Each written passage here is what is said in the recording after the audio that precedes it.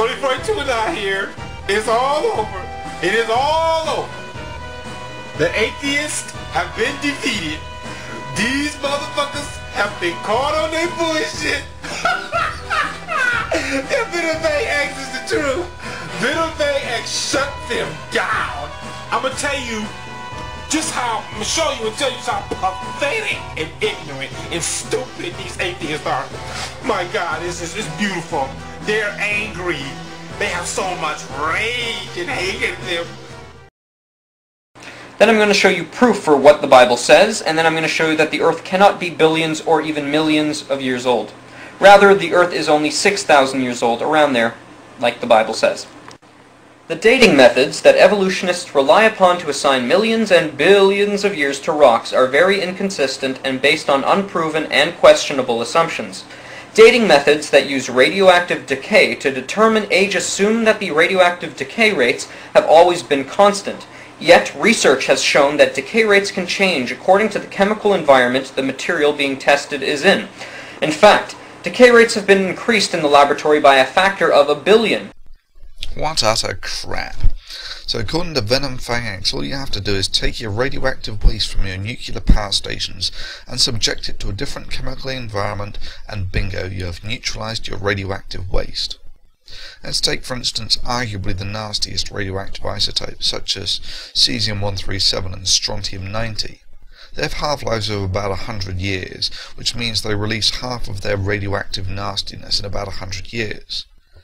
The nastiness of these isotopes is a combination of, firstly, the fact they release half of their radioactivity in a relatively short period of time, comparable to the human lifespan, and secondly, they are quite readily absorbed by animal life. Stuff with half-lives of billions of years, such as the U-238 found in depleted uranium, is really not that much of a radiation hazard, as it will release almost none of its radioactive nastiness in the human lifespan. Anyway, so Venom X claims all you have to do is subject the nuclei to a different chemical environment, and bingo, you can accelerate the decay by a factor of 1 billion. Great, so according to Venom X, you can neutralize the radiation threat from cesium-137 and strontium-90 in about 10 seconds, while the treatment of long-term radioactive waste such as iodine-129, with a half-life of about 17 million years, could essentially be neutralized in about a month. Regrettably, Venom X is talking crap, and we have no viable methods for accelerating radioactive decay. Otherwise, I can assure you the radioactive waste industry would be all over it. Dating methods that use radioactive decay to determine age assume that the radioactive decay rates have always been constant.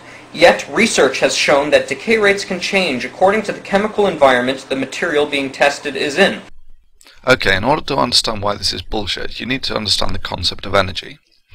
So let's start with the idea of a black body.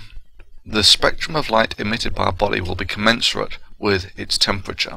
For instance, take the Earth, dump it in deep space and look at it. The surface of the Earth is about 300 degrees Kelvin. That's about room temperature, meaning that the Earth would have a black body radiation in the infrared. Now take the Sun and dump it in deep space. It has a surface temperature of about 6,000 Kelvin, meaning that it has a black body radiation in the white light region. Okay, now we've sort of made the connection between temperature and black body radiation. What can we do with this? Well, various energy photons interact with matter in which the possible energy states, be they nuclear spin, rotational, vibrational, electron excitement, core electron excitement, or nuclear excitement, are comparable to that of the photon.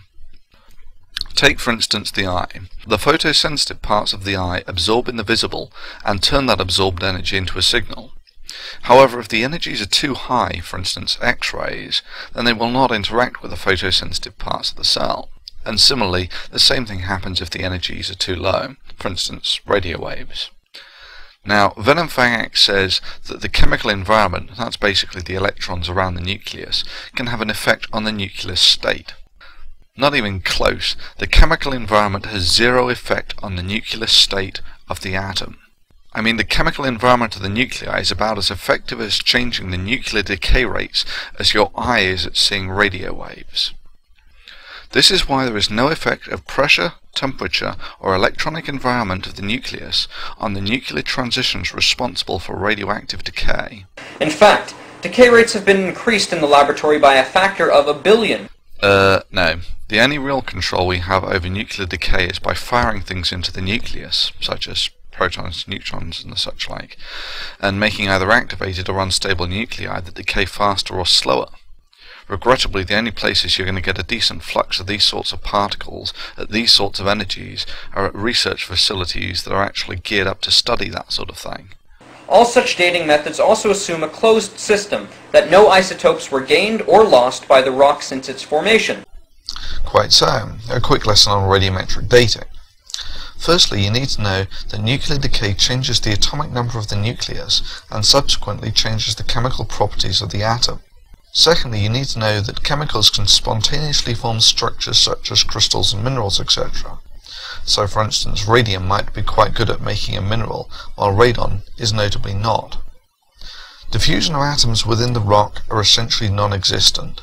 Once the rock forms, the atoms are essentially locked there in perpetuity. So when a mineral forms, you can start the clock. At some later time, you can look at the mineral, and from the ratio of daughter products and the lack of father products, you can tell when the mineral was formed. This is also the reason why it is arguable that the polonium halos that the creationists say prove the instantaneous formation of the Earth are even caused by polonium. The expected daughter products of the polonium decay, such as lead-206, are curiously all missing. Plus, of course, there are no polonium halos in the Precambrian granite. Indeed, the halos only occur in rock that has been significantly reworked by geological processes. It's common knowledge that hydrothermal waters at temperatures of only a few hundred degrees centigrade can create an open system where chemicals can move easily from one rock system to another. In fact, this process is one of the excuses used by evolutionists to reject dates that don't fit with their expectations.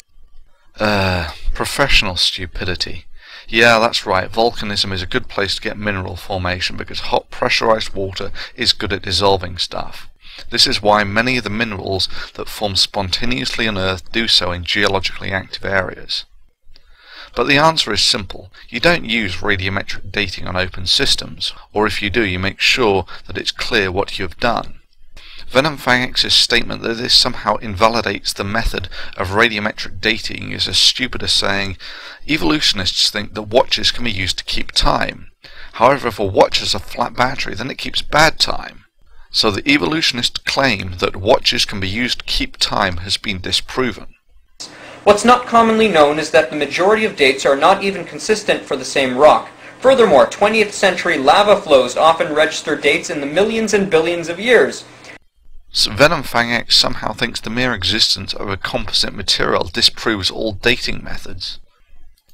Yeah, that's right. If you have a composite material, you expect the different parts of the same material to have different ages.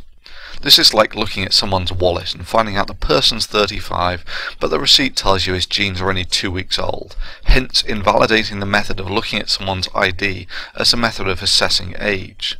Geochemists are not stupid. They understand composite materials, how they form and how to treat them for dating purposes. All age dating methods rely upon unproven assumptions. Yeah, just like to reach the conclusion that you watched this video, you had to make the unproven assumption that photons travel in a straight line over time in a reproducible fashion, and that these photons that you received can somehow be used to construct a realistic model of what actually happened in reality. Yeah, crazy unproved assumptions that prove nothing. It's all over. It is all over. The atheists have been defeated. Decay rates have been increased in the laboratory by a factor of 1 billion. If it is